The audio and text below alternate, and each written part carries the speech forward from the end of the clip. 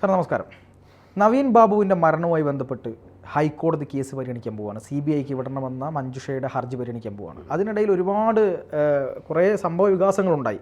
അതായത് ഈ കേസുമായി ബന്ധപ്പെട്ട് അടിവസ്ത്രത്തിൽ രക്തക്കറയുണ്ടായിരുന്നു എന്നുള്ള ഇൻക്വസ്റ്റ് റിപ്പോർട്ട് പുറത്തു വന്നു.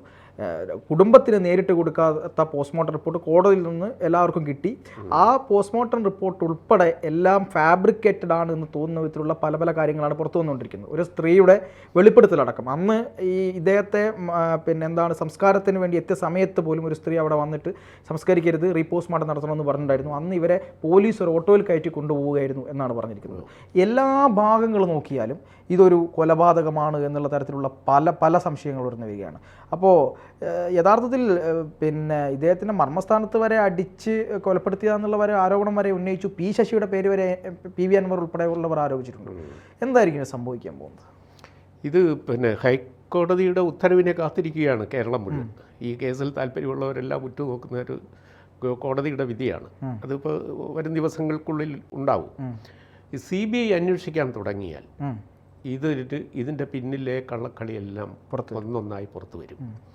ഇത് തുടക്കം മുതലേ ഈ കേസിൽ ഒരു പൊരുത്തക്കേടുണ്ടായിരുന്നു. കാരണം ഒരു ആത്മഹത്യാ തിയറി പ്രചരിപ്പിക്കുവാനുള്ള ഒരു ആവേശം ഗവൺമെൻറ്റിൻ്റെയും കണ്ണൂർ കേന്ദ്രീകൃതമായി ചില തൽപരകക്ഷികളുടെയും ഭാഗത്തു നിന്ന് പ്രകടമായിരുന്നു. വല്ലാത്തൊരാവേശം, ഒരു വ്യഗ്രത. ഇത് ആത്മഹത്യയാണ്, അപമാനം മൂലം എടിയും ആത്മഹത്യ ചെയ്തു. ഈ ലെവലിലേക്കൊരു നറേറ്റീവ് ക്രിയേറ്റ് ചെയ്യുന്നുണ്ടായിരുന്നു. മാധ്യമങ്ങളെല്ലാം അതിൻ്റെ പിന്നാലെയാണ് പോയത്. പൊതുമാധ്യമങ്ങൾ, ABC അടക്കമുള്ള ചില സാമൂഹിക മാധ്യമങ്ങൾ മാത്രമാണ് അതിലൊരു പൊരുത്തക്കേട് കണ്ടുപിടിച്ച് പുറത്തു കൊണ്ടുവരുന്നത്. അപ്പോൾ അവിടെ മുതൽ ഇങ്ങനെ അങ്ങ് ആത്മഹത്യ എന്ന് പറഞ്ഞ് അതിന് തെളിവ് കണ്ടുപിടിക്കുവാൻ ഈ പോലീസിൻ്റെ ശ്രമങ്ങളല്ല. എന്നാൽ തുടക്കത്തിൽ തന്നെ ആദ്യം മുതൽ ഈ കേസ് അന്വേഷണത്തിൻ്റെ ഒരു ABCD അറിയാവുന്ന ഒരു പോലീസ് ഓഫീസറോ ഒരു സാധാരണക്കാരനോ സംശയിക്കുന്ന ഒരുപാട് പൊരുത്തക്കേടുകളുണ്ടായിരുന്നു. ഒന്ന്, ഈ മൃതദേഹത്തിൻ്റെ ഇൻക്വസ്റ്റ് തയ്യാറാക്കുകയും പോസ്റ്റ്മോർട്ടം ചെയ്യുകയും ചെയ്യുന്ന വേളയിൽ അവശ്യം വേണ്ടത് രക്തബന്ധുക്കളുടെ സാന്നിധ്യമാണ്. അതുണ്ടായില്ല, കാത്തുനിന്നില്ല പോലീസ്. പോലീസ് അതിന് കാത്തു നിന്നില്ല. പിന്നെ പരിയാരം മെഡിക്കൽ കോളേജിൽ പോസ്റ്റ്മോർട്ടം ചെയ്തു. കണ്ണൂർ ജില്ലാ ആശുപത്രി പോസ്റ്റ്മോർട്ടം ചെയ്യാം. അതാണ് ഏറ്റവും അടുത്ത്. നിയർ ബൈ ഹോസ്പിറ്റൽ, പ്രധാനപ്പെട്ട ഹോസ്പിറ്റൽ കണ്ണൂർ ജില്ലാ ജനറൽ ഹോസ്പിറ്റലാണ്. അവിടെ പോസ്റ്റ്മോർട്ടം ചെയ്യാതെ അതിനേക്കാൾ ഇരട്ടി ദൂരമുള്ള പയ്യന്നൂരിനടുത്തുള്ള പരിയാരത്തേക്ക് കൊണ്ടുപോയി.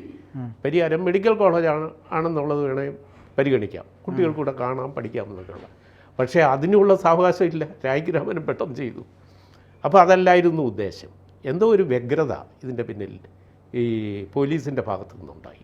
പോലീസ് തുടക്കത്തിൽ തന്നെ ഇത് ആത്മഹത്യാ തിയറിയാണെന്ന് എസ്റ്റാബ്ലിഷ് ചെയ്യാൻ ശ്രമിക്കുന്നു. സാർ പറഞ്ഞിടത്തിൽ ഒരു കാര്യം കൂടെ ഉണ്ട്. അതായത് ഇവരുടെ പ്രവീൺ ബാബു എന്ന് പറയുന്ന ഇദ്ദേഹത്തിൻ്റെ സഹോദരൻ പറഞ്ഞിട്ടുണ്ട്, ഞങ്ങളവിടെ അല്പസമയം കൊണ്ടെത്തും, എന്നിട്ട് പോസ്റ്റ്മോർട്ടം നിങ്ങൾ ഇൻക്വസ്റ്റ് നടപടി ചെയ്യാവൂ എന്ന് പറഞ്ഞപ്പോൾ ഇൻക്വസ്റ്റ് തുടങ്ങിക്കഴിഞ്ഞു, നേരെ ഇവിടെ പരിയാരത്തേക്ക് കൊണ്ടുപോകുന്നു എന്ന് പറഞ്ഞപ്പോൾ അദ്ദേഹം എന്നാൽ നിങ്ങൾ പരിയാരത്തേക്ക് കൊണ്ടുപോകരുത് എന്ന് പറഞ്ഞപ്പോൾ കലക്ടറാണ് പറഞ്ഞത് ഒരു ക്രമക്കേടും ഉണ്ടാവില്ല, നമുക്ക് അവിടെയാണ് ഏറ്റവും സൗകര്യം എന്ന് പറഞ്ഞ് അങ്ങോട്ട് കൊണ്ടുപോവുകയായിരുന്നു. സാറിന് തുടരാം, ഞാൻ പറഞ്ഞതാണ്. അതെ, ഈ കളക്ടറാണ് ഇതിന് ആവേശം കാണിച്ചതെങ്കിൽ ഇപ്പോൾ കളക്ടറും സംശയത്തിൻ്റെ നിഴലിലാണ് അല്ലേ? ഒരുപാടുണ്ട്. അപ്പോൾ തുടക്കത്തിൽ തന്നെ ഈ അന്വേഷണം സംശയാസ്പദമാണ്. അപ്പോൾ ഗവൺമെൻറ്റിൻ്റെ ആരെയോ രക്ഷിക്കാൻ വേണ്ടി ചില കാട്ടിക്കൂട്ടലുകളാണ് നടന്നത്. അപ്പോഴാണ് ആ പെട്രോൾ പമ്പിൻ്റെ അപേക്ഷകൻ ഒരു ഗവൺമെൻറ് എംപ്ലോയിയാണ്, പരിയാരം മെഡിക്കൽ കോളേജിലെ എംപ്ലോയിയാണ്. അയാൾക്കുള്ള പേരിൽ ഒരു അപേക്ഷ പമ്പിന് വേണ്ടി സമർപ്പിക്കുന്നത് നിയമരഹിതമാണ്. അങ്ങനെ ഇരിക്കെ അയാളുടെ പേരിൽ മാറ്റം, അയാളുടെ ID-യിൽ മാറ്റം, ഇതൊന്നും പോലീസ് പരിശോധിക്കുന്നില്ല. വ്യാജ പരാതി കൊടുത്തു മുഖ്യമന്ത്രിക്ക്. മുഖ്യമന്ത്രിക്ക് ഈ ദിവ്യയുടെ പ്രസംഗത്തിൻ്റെ പിറ്റേന്ന് തന്നെ ഏതാനും മണിക്കൂറുകൾക്ക് ശേഷം വ്യാജ പരാതി, ഇയാൾ അഴിമതിക്കാരനും കൈക്കൂലിക്കാരനുമാണെന്ന്. അപ്പോൾ അവിടെ ദിവ്യ പ്രസംഗിച്ച അതേ കണ്ടൻറ്റ് ഈ പരാതിയായി രൂപപ്പെട്ടു പോകുന്നു. ഇതൊക്കെ ആര് ക്രിയേറ്റ് ചെയ്തതാണ്, കൃത്രിമമാണോ എന്നൊക്കെ സംശയിക്കാവുന്ന എല്ലാ സാമാന്യ ബുദ്ധിക്ക് പോലും തോന്നുന്ന കാര്യങ്ങൾ അവിടെ അവശേഷിക്കേ. സാർ ഇരട്ട ഒപ്പുണ്ടെന്നാണ് സാർ പറഞ്ഞത്. 2 ഒപ്പ്, 2 ID, അയാളുടെ പേരിലെ പൊരുത്തക്കേട്, ഇതെല്ലാം നിലനിൽക്കേ. ഇതൊന്നും പരിശോധിക്കുന്നില്ല പോലീസ്. പെട്ടെന്ന് തന്നെ ഇതൊരു ആത്മഹത്യ എന്ന് പറയുകയാണ്. പക്ഷേ ഈ പിന്നെ ADMൻ്റെ മരിച്ച ADMൻ്റെ ബന്ധുക്കൾക്കൊരബദ്ധം പറ്റി. ഇത് പെട്ടെന്ന് ദഹിപ്പിക്കാൻ അനുവദിച്ചു. ഇത് ക്രീമേറ്റ് ചെയ്യാൻ പോകുമ്പോൾ ഇത് ബെറിയൽ അനുവദിക്കാമായിരുന്നു. അവിടെ അത് കത്തിച്ചു കളയാൻ എന്തിനാണ് ആവേശം കാണിച്ചത്? അതിലും ഈ CPMൻ്റെ ഒരു ഇടപെടലുണ്ടായി. അത് ഒരു ഫോഴ്സ്ഫുള്ളി ചെയ്തതാണെങ്കിൽ അവരന്ന് നിസ്സഹായരായിരിക്കും. അതെ, അതാണ് അവരുടെ ആ അവസ്ഥാവിശേഷവും നിരാശയും നഷ്ടബോധവും നിലവിളിയുമായിട്ട് കഴിയുന്ന മനുഷ്യർക്ക് അതിനെ. പക്ഷേ ഒരു സഹോദരൻ നിയമം പഠിച്ച ഒരു നിയമജ്ഞന അവരുടെ വീട്ടിലുണ്ട്. അയാൾക്ക് അപ്പോഴത് തടയാം. ഇത് വരട്ടെ, നിങ്ങളിത് കത്തിച്ചു കളയാൻ വരട്ടെ എന്ന് അത് ബെറിയലിനെ കൂട്ടു നിൽക്കാമായിരുന്നുള്ളൂ. റീപോസ്റ്റ്മോർട്ടത്തിനുള്ള ചാൻസ് ഇല്ലാതെയായില്ലേ? പരിയാരം മെഡിക്കൽ കോളേജിൽ പോസ്റ്റ്മോർട്ടം ചെയ്തപ്പോൾ ആന്തരാവയവങ്ങൾ സൂക്ഷിച്ചിട്ടുണ്ടോ? ആന്തരാവയവങ്ങൾ സൂക്ഷിച്ചിട്ടുണ്ടെങ്കിൽ ബെറിയൽ വേണമെങ്കിൽ ഒഴിവാക്കാം, നമുക്ക് കത്തിച്ചു കളയാമെന്ന് പറയാം. അത് സൂക്ഷിച്ചിട്ടുണ്ടോ എന്ന് ഇന്ന് വരെയും പുറത്തു വന്നിട്ടില്ല ആ കാര്യം. അപ്പോൾ ഈ പോസ്റ്റ്മോർട്ടം നടത്തിയ ഡോക്ടറെ പോലീസ് ചോദ്യം ചെയ്തത് എങ്ങനെയാണ്? CBI അത് ചോദ്യം ചെയ്യുമ്പോൾ ഇപ്പോൾ ഈ രക്തക്കറയുടെ പ്രശ്നം അത് ഏറ്റവും അവസാനം പുറത്തു വന്ന. ഇപ്പോൾ ഇന്ന് ഒരു റിട്ടയർഡ് SP സുരേഷ് ബാബു എന്ന ഒരു ലേഖനം എഴുതിയിട്ടുണ്ട്. അദ്ദേഹം തുടക്കം മുതലേ ഇത് ആത്മഹത്യ അല്ല, കൊലപാതകമാണെന്ന് സംശയിക്കാനാണ് കൂടുതൽ സാധ്യത, അതിനുള്ള പോയിന്റുകളാണ് അവശേഷിക്കുന്നത് എന്ന് TV ചർച്ചയിൽ പറഞ്ഞ ഒരു റിട്ടയർഡ് SP ആണ്. അദ്ദേഹം ഇന്നൊരു ലേഖനം എഴുതിയിട്ടുണ്ട്. അപ്പോൾ അദ്ദേഹത്തിൻ്റെ ആ നിലപാട് സ്ഥാപിക്കുകയാണ് അതിൽ. അപ്പോൾ ഇതൊക്കെ തള്ളിക്കളയാൻ പറ്റില്ല. അതുകൊണ്ടാണ് വളരെ കോമ്പിറ്റൻ്റായ ഒരു അന്വേഷണ ഏജൻസി കുറ്റാന്വേഷണത്തിൻ്റെ എല്ലാ വശങ്ങളും സൂക്ഷ്മമായി നോക്കിക്കൊണ്ട് ഇത് അന്വേഷിക്കുകയാണെങ്കിൽ ഇതുവരെയുള്ള ചിത്രങ്ങൾ മുഴുവൻ മാറും. അതെ സാർ, അതിൽ ഒരു കാര്യം എന്ന് പറഞ്ഞാൽ സാർ നേരത്തെ പറഞ്ഞില്ലേ, ഈ പെട്ടെന്ന് ഇത് ദഹിപ്പിക്കേണ്ട എൻ്റെ ഒരു അവസ്ഥ. അവർ ഈ MB ജയരാജൻ, അതായത് കണ്ണൂരിലെ CPMൻ്റെ പ്രമുഖ നേതാവായിട്ടുള്ള ജില്ലാ സെക്രട്ടറി ആയിട്ടുള്ള MB ജയരാജൻ നേരിട്ട് ഈ ആംബുലൻസ് വിളിച്ച് ആംബുലൻസിൽ നേരിട്ട് കയറി അവിടത്തേക്ക് കൊണ്ടുപോവാണ്. ഞങ്ങളുടെ പാർട്ടിയുടെ അംഗമാണ്, പാർട്ടി കുടുംബമാണ് എന്നൊക്കെ പറഞ്ഞുകൊണ്ട് നേരിട്ട് കൊണ്ടുപോവാണ്. ഒരു സ്ഥലത്തും ഇവർ പൊതുദർശനത്തിലൊന്നും നിർത്തിയിട്ടില്ല എന്ന് മാത്രമല്ല, ഇതിപ്പോൾ വരുന്നൊരു ആരോപണം മറ്റെവിടെയെങ്കിലും ബന്ധുക്കൾക്ക് പൂർണ്ണമായി വിട്ടുകൊടുക്കാതെ ഇവരെവിടുന്നെങ്കിലും റീപോസ്റ്റ്മോർട്ടം ചെയ്യുന്നത് പോലും അവസാനിപ്പിച്ചുകൊണ്ട് നേരെ ഇവരുടെ നേതൃത്വത്തിൽ വീട്ടിൽ കൊണ്ടുപോകുന്നു.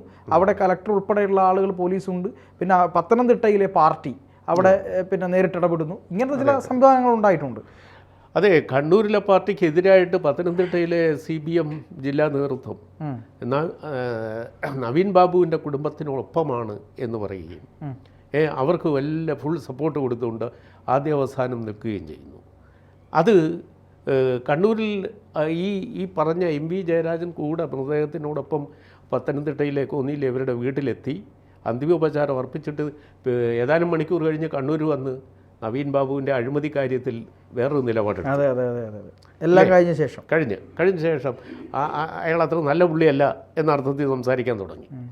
അപ്പോൾ ഇതിനകത്തൊക്കെ ഒരുപാട് പൊരുത്തക്കേടുകളുണ്ട്. ഇത് വിശദമായി അന്വേഷിച്ചാൽ സത്യം പുറത്തു വരും. ഇപ്പോൾ അതുകൊണ്ടാണല്ലോ ഗവൺമെൻറ് ഒരുപക്ഷെ കോടതിയിൽ CBI അന്വേഷണത്തെ എതിർക്കുന്നത്. ഈ നിലവിലെ അന്വേഷണം, നമ്മുടെ സംസ്ഥാന പോലീസിൻ്റെ അന്വേഷണം ഒട്ടും സ്വീകാര്യമല്ല എന്ന് ബന്ധുക്കൾക്ക് തോന്നിയത് കൊണ്ടാണ് അവർ CBI എടുത്തു പോയത്. ഇത് പൊതുവികാരവും അത് അവർക്കൊപ്പമാണ്. ഇതൊരു കോമ്പിറ്റൻ്റ് ഏജൻസി, ഒരു കേന്ദ്ര ഏജൻസി അന്വേഷിക്കട്ടെ, അപ്പോഴേ സത്യം പുറത്തു വരികയുള്ളൂ. കാരണം നേരത്തെ പറഞ്ഞതുപോലെ ഇദ്ദേഹത്തെ റെയിൽവേ സ്റ്റേഷൻ്റെ സമീപത്ത് കൊണ്ട് വിട്ടിട്ട് വന്ന ഡ്രൈവർ പിറ്റേ ദിവസം രാവിലെ അവിടെ ചെന്ന് കതക് തുറന്ന് കിടക്കുന്നത് കണ്ടു, അതുകൊണ്ട് ഞാൻ അകത്ത് കയറിയില്ല എന്നൊക്കെ പറയുന്ന അയാളെ ശരിക്കും ചോദ്യം ചെയ്തോ? അപ്പോൾ ഇതിൽ മൊഴിയെടുക്കേണ്ട പല വ്യക്തികളെയും പോലീസ് എങ്ങനെയാണ് കൈകാര്യം ചെയ്തതെന്ന് ഇനിയും വ്യക്തമല്ല. അതുകൊണ്ടാണ് ഹൈക്കോടതി കേസ് ഡയറി ആവശ്യപ്പെട്ടത്. കേസിൻ്റെ അന്വേഷണം ഏത് വിധത്തിലാണ് നടന്നതെന്ന് കൃത്യമായി അറിയാൻ വേണ്ടി അവർ കേസ് ഡയറി ആവശ്യപ്പെട്ടിരിക്കുകയാണ്. കേസ് ഡയറി കൊടുക്കുമ്പോൾ കോടതിക്ക് ബോധ്യമാകും ഒരു കുറ്റാന്വേഷണം ഏത് തരത്തിലാണ് പോയതെന്ന്. അതും ഒരു കാരണമായി തീരും ഇത് മറ്റൊരു ഏജൻസിയെ ഏൽപ്പിക്കാൻ.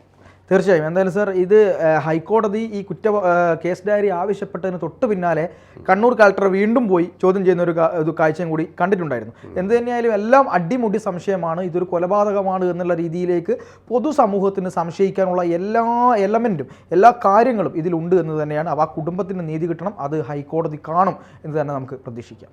തീർച്ചയായിട്ടും.